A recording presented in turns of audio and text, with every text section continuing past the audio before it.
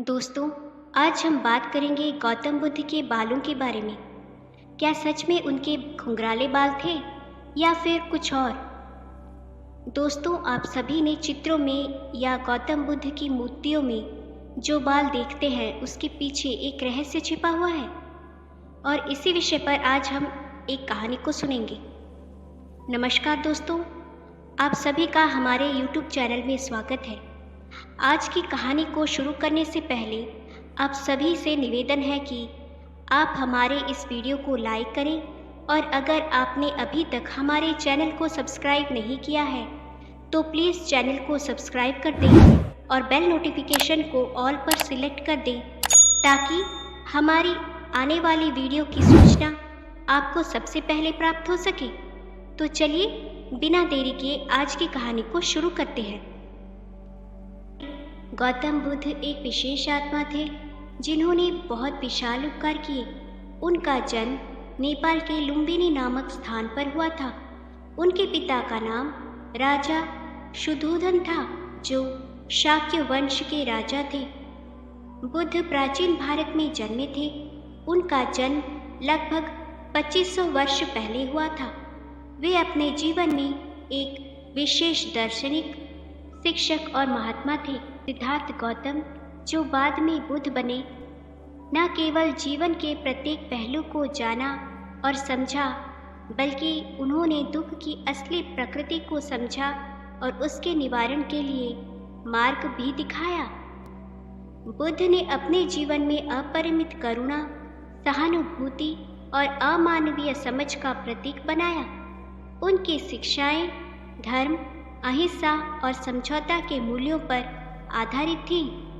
उनके जीवन और शिक्षाओं का प्रचार व्यापक हुआ और उन्होंने अनेक लोगों को ब्रह्म ज्ञान और सुख के मार्ग पर ले गए।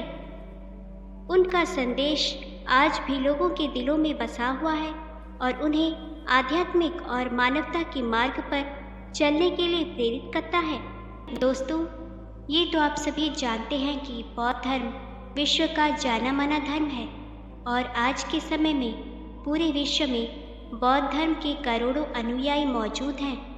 बौद्ध धर्म की शुरुआत गौतम बुद्ध के द्वारा की गई थी।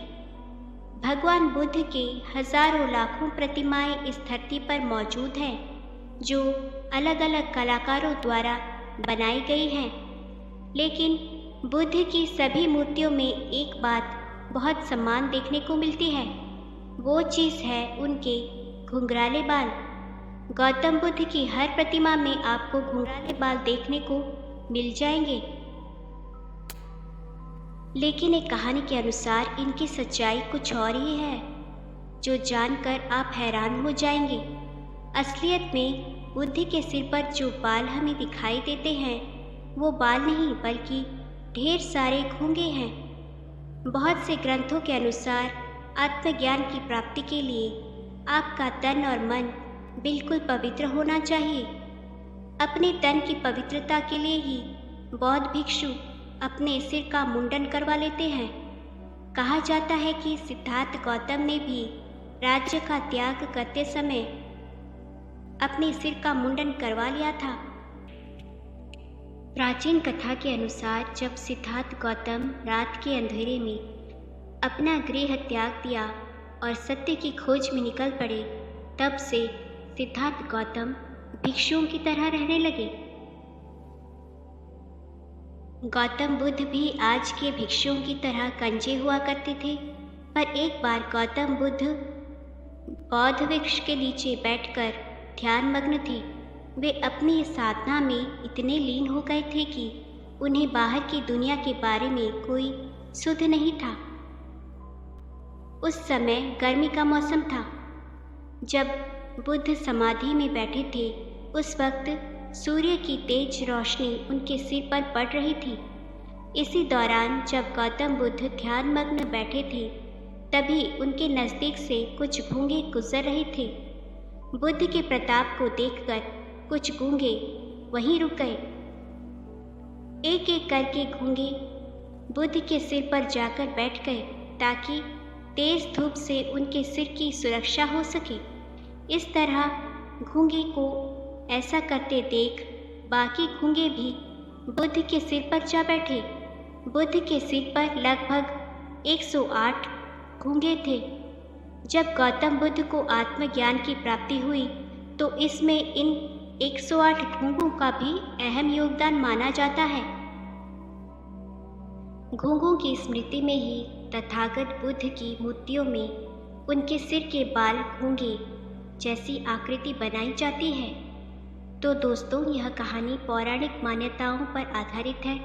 यह कहानी पूरी तरह से सत्य हो इसका दावा नहीं करती। दोस्तों, आप क्या सोचते हैं? भगवान बुद्ध के सिर पर बाल हैं या घुंघे? अपने विचार हमें कमेंट करके ज़रूर बताएं। अगर ये वीडियो आपको अच्छी लगी है तो इसे लाइक और शेयर करें और हमारे चैनल को प्लीज़ सब्सक्राइब करें ताकि हमें और भी अच्छी कहानियाँ बनाने के लिए ज़्यादा मोटिवेशन मिल सके। हमारे लेटेस्ट वीडियोस की नोटिफिकेशन पाने के लिए बेल आइकन को भी प्रेस कर दें। तो चलिए मिलते हैं हमारे अगले वीडियो में एक नए टॉपिक के साथ। तब तक के लिए खुश रहें और अपना ख्याल रखें। धन्यवाद।